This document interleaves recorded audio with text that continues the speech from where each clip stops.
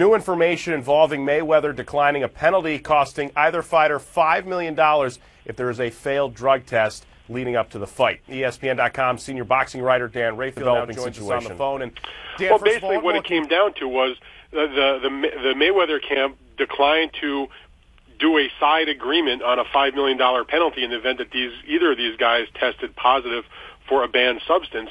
Why didn't they just negotiate this into the original contract, which took a long time, was very complicated, had a lot of things?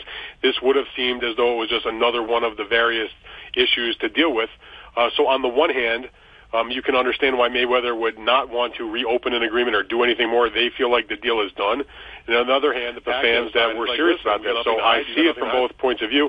But the reality is, you know what? They should have just done it in the original agreement, in my view. And, Dan, we all thought that this fight was locked and ready to go. Are there other issues pending for the bout? And is there any chance that this could derail That's no issue. Both sides say that there's no issue there. The contracts are signed and executed. The guys are in training camp. This fight is going forward.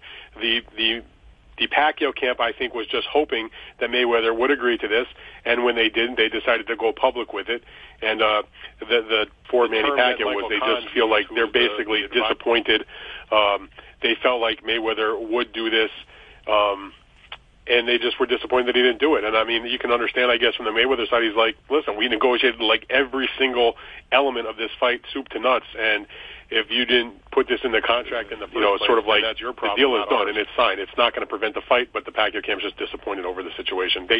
Michael Koncz called it disheartening. Always great insight from ESPN.com senior boxing writer Dan Rafael with the very latest as we continue to get the build-up for that May 2nd blockbuster bout.